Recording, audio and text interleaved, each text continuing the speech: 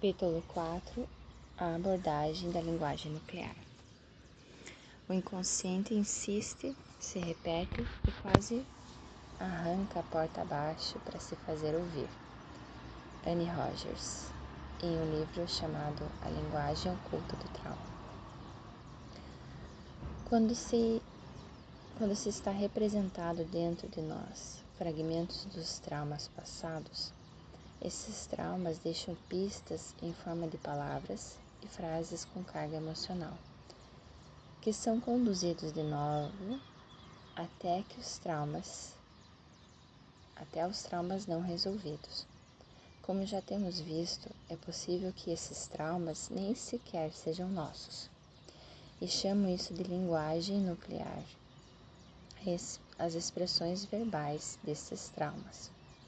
Essa linguagem nuclear também se pode expressar por modos não verbais, entre eles sensações físicas, condutas, emoções, impulsos e sintomas de uma doença.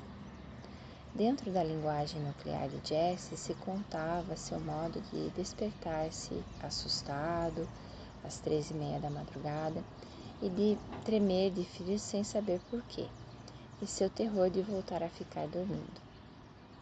Na linguagem nuclear de Gretchen, figuravam a depressão, o desespero, a ansiedade por evaporar-se. Tanto Gretchen como Jesse levavam consigo peças de um quebra-cabeça que relacionava com alguma história familiar que havia ficado para ser resolvida. Todos conhecemos a história de João e Maria, aqui ele fala Hansel e Gretel, que se enganam e se perdem no escuro. Hansel teme que não possa encontrar o caminho de volta e ele vai deixando então rastros de migalhas de pão para poder voltar. E aqui é uma analogia oportuna. Estamos perdidos nas profundidades do bosque dos nossos medos e só um pouco alterados por havermos desviado do caminho. Nós também deixamos um rastro que pode servir-nos para nossa orientação. No entanto, em vez de migalhas de pão, deixamos um rastro de palavras que têm poder de guiar-nos de novo ao caminho. Essas palavras podem parecer aleatórias, mas no entanto elas não são. É certo que são pistas que nosso inconsciente deixou. Quando sabemos o modo de recompilar elas e de conectar, elas compõem um rastro que pode seguir para chegar a entender melhor a nós mesmos. Como essas crianças do conto, podemos aventurar-nos tanto no bosque de nossos medos, que incluso nos esquecemos de onde está a nossa casa, em vez de seguir o rastro das palavras. Quem sabe recuamos às medicações e nos consolamos com a comida, ou o tabaco, ou o sexo, ou o álcool, e distraímos com atividades insalubres. Como já sabemos, por nossa experiência pessoal, esse caminho não tem saída e jamais nos conduzem aonde temos que ir. Nós nos damos conta de que estamos rodeados por todas as partes das migalhas de pão da nossa linguagem nuclear. Vivem nas palavras que pronunciamos em voz alta e nas que dizemos em silêncio. Vivem nas palavras que saltam continuamente da cabeça, do pensamento, como um despertador, como um alarme. No entanto, em vez de segui-las para descobrir aonde nos conduzem, podemos ficar paralisados pelo transe interior que nos provocam essas palavras. Recordando o inconsciente. Se entendemos como se conservam as recordações traumáticas, poderemos entender um pouco melhor o que sucede com nossas palavras quando estamos confusos. A memória de longo prazo pode se dividir em dois tipos principais: a memória declarativa e a memória não declarativa. A memória declarativa, também chamada memória explícita ou narrativa, é a capacidade de evocar conscientemente dados e sucessos. Esse tipo de memória faz uso da linguagem para organizar, categorizar as informações e as experiências que se convertem em recordações recuperáveis, e como um livro que pode tomar da estante quando necessitamos consultar uma história do passado. Quando podemos colocar efeitos em forma de palavras, podemos evocar dentro da nossa história. A memória não declarativa, também chamada de memória implícita ou sensomotriz e procedimental, funciona sem evocação consciente. Ela permite recuperar de maneira automática o que havíamos aprendido, sem ter que voltar a aprender os passos. Por exemplo, quando vamos de bicicleta e passamos na sequência de atos necessários para que ela funcione. Temos isso tão arraigado na recordação do manejo da bicicleta que subimos e damos os pedais sem pensar mais, sem ter que analisar os passos do processo. Nem sempre é fácil descrever com palavras as recordações desse tipo. As experiências traumáticas se conservam em muitos casos em forma de memória não declarativa, quando um efeito se volta tão aterrador que ficamos sem palavras. Não podemos guardar ou declarar essa recordação em forma de relato, e para o qual faria falta uma linguagem. É como se estivéssemos invadindo uma situação que entra por todas as portas e janelas de uma só vez. E essa situação de perigo nos detém a expressar com palavras essa experiência. Como uma casa ruindo sem mais.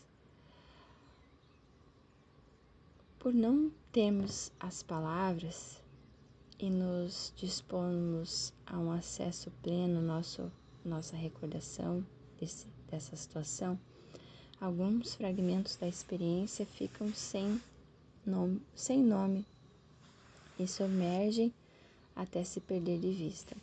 Perdidos e não declarados, passam a formar parte do nosso inconsciente. Parece ser que essa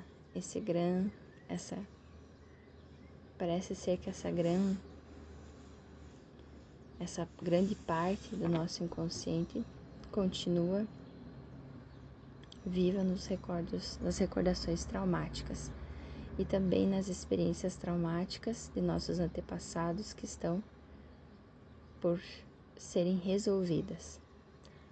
Parecer que esse inconsciente compartilhado, voltamos a viver fragmentos das recordações de nossos antepassados e declaramos eles como se fossem nossos, como próprios. Alguns estudos realizados com ratos que temos descrito nos apontam alguns indícios sobre como se transmitem os traumas de uma geração à seguinte.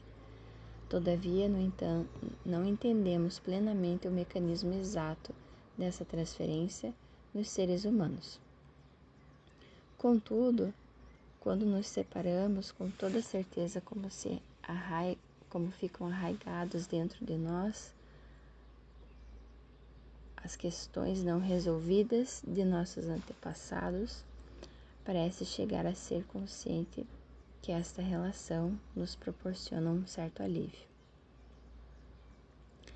A linguagem não declarada, quando faltam as palavras. Existem duas circunstâncias importantes na que somos capazes de recorrer às palavras para descrever nossa experiência. A primeira é quando temos temos menos do que 3 anos e não havia amadurecido plenamente todo o centro da linguagem do cérebro. A segunda são os episódios traumáticos, quando ficam reprimidas nossas funções da memória e não podemos processar a informação de maneira precisa. Quando se inibe a função da memória, a informação emocionalmente significativa salta dos lobos frontais e não é possível dar-lhe um nome e nem ordenar por meio de palavras nem de linguagem, como explica Bessel van der Kolk. A falta de linguagem em nossas experiências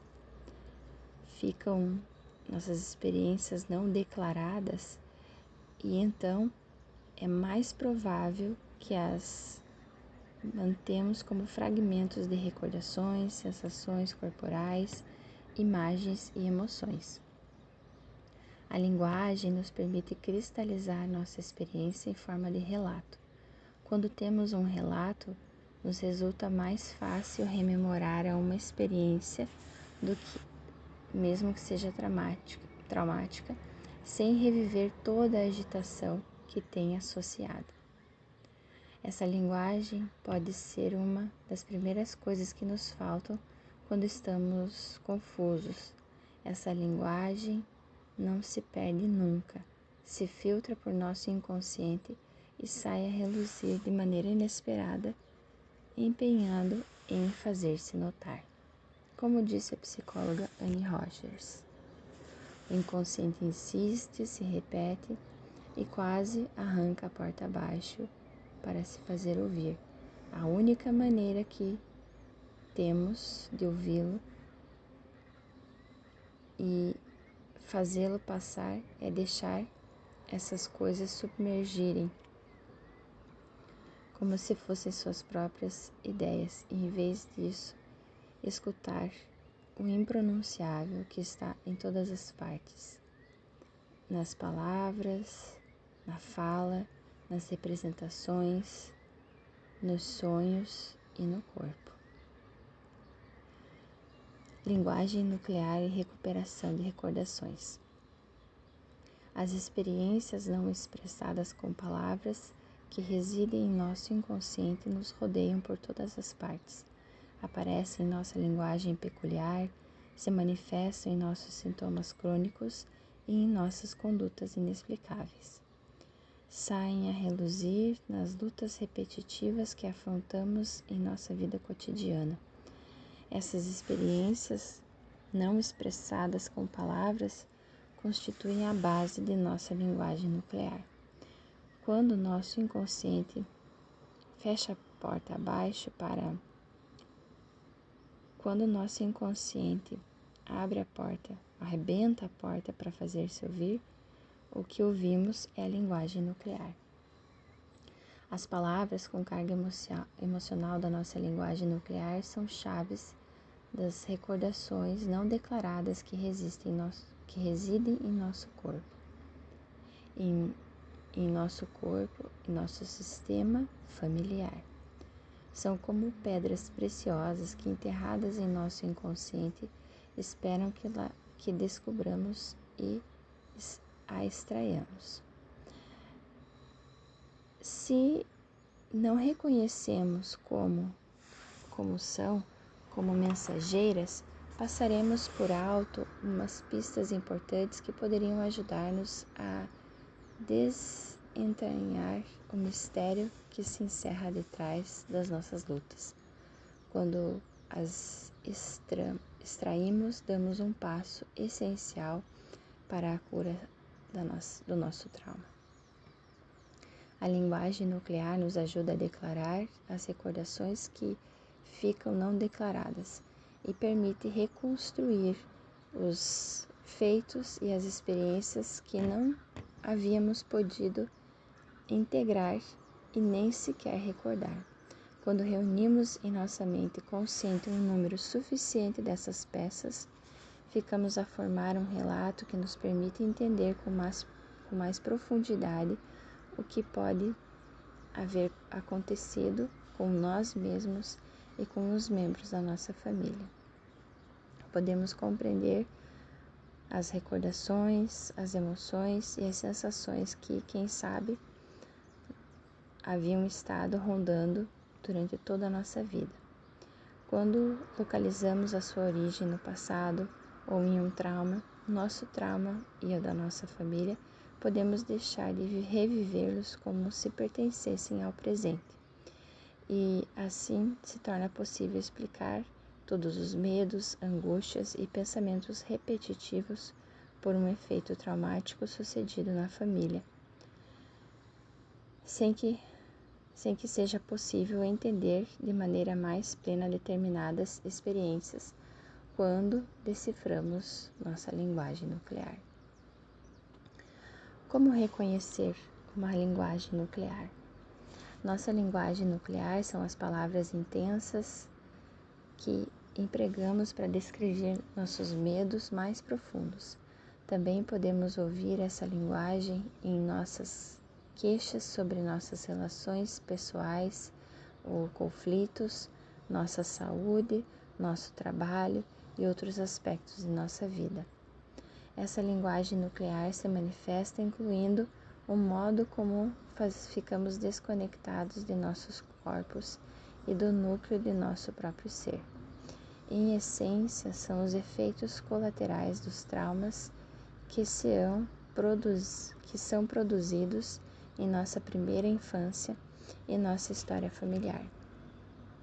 Essa linguagem é um pouco comum no sentido de poder parecer-nos que está fora de contexto a respeito de sabermos o que vivemos.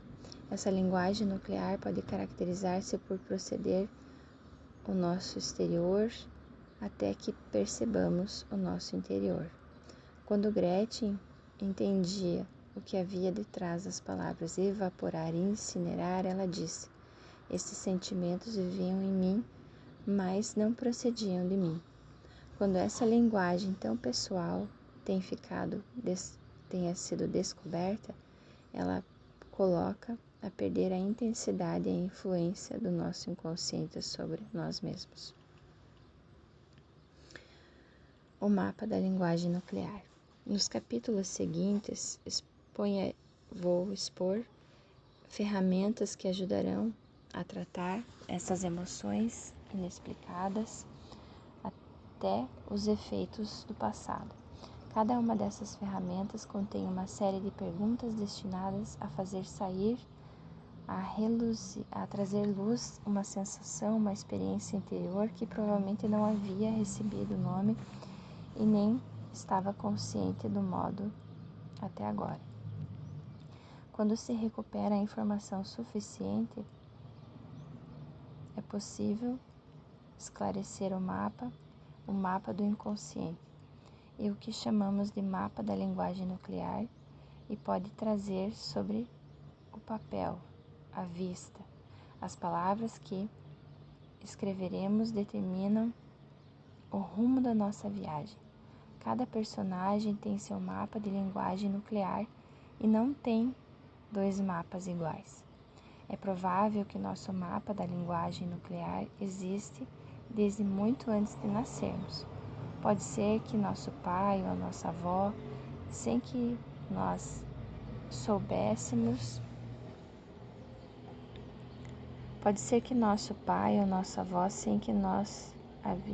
havíamos feito outra coisa para levá-lo em seu lugar. É possível que nosso antepassado tampouco foi a sua vez, mas que o portador desse mapa em lugar de outro familiar que viveu antes. Alguns mapas se formam durante a época sem palavras, na primeira infância. Seja como havíamos recebido, temos agora a oportunidade de remontarmos a sua origem. Então, independente de como esse mapa veio até nós, seja de uma memória de um avô ou de um pai, seja numa infância muito precoce, existe a oportunidade de remontar a sua origem. Os traumas não resolvidos da nossa história familiar se estendem às gerações sucessivas, mesclando-se com nossas emoções, reações e decisões de maneiras que nem sempre gostamos ou desejamos. Damos por isso que essas experiências surgem em nós mesmos. E como não temos à vista sua origem verdadeira, somos incapazes de distinguir o que é nosso e o que não é. Quando seguimos nosso mapa da linguagem nuclear, podemos topar cara a cara com os membros da nossa família que vivem como fantasmas invisíveis e ignorados. Alguns levam enterrados muito tempo. Outros foram excluídos ou esquecidos. Outros têm passado penalidades tão traumáticas que resultam em dor pensar sequer que devem ter sofrido. Quando os encontramos,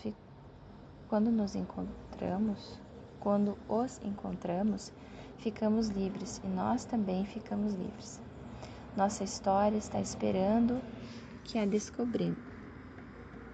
Nossa história está esperando para que a descobramos. E temos dentro, agora mesmo, tudo o que necessitamos para fazer a viagem: as palavras, a linguagem e o mapa. No capítulo 3, as últimas investigações, em que olhamos as últimas investigações científicas, mostramos como algumas ferramentas, tais como a visualização, podem criar vias neuronais novas em nosso cérebro, incluindo exercer um efeito positivo sobre nossos genes. Vamos aplicar agora o que aprendemos. E nos capítulos seguintes, encontrará uma série de exercícios que servem para levar-te mais adiante nas limitações do pensamento habitual. Estão pensados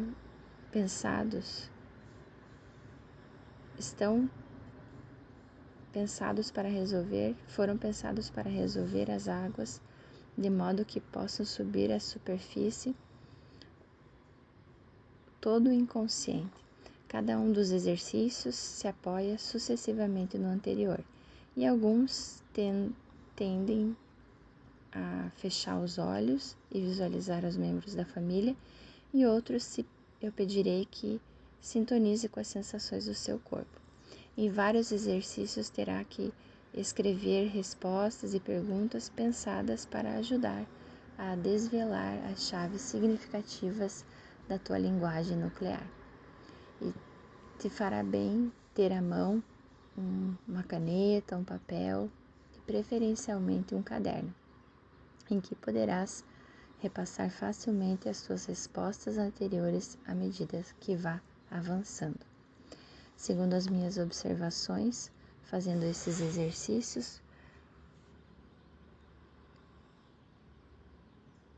poderá reviver as experiências e descobrirá algo mais acerca de você mesmo. Não precisa se preocupar se estás respondendo bem ou mal às perguntas. Deixa-se guiar pela própria curiosidade e acompanhado por um processo que dá resultados curativos para muitos em minha consulta profissional. Capítulo 4. A abordagem da linguagem nuclear. O inconsciente insiste, se repete e quase arranca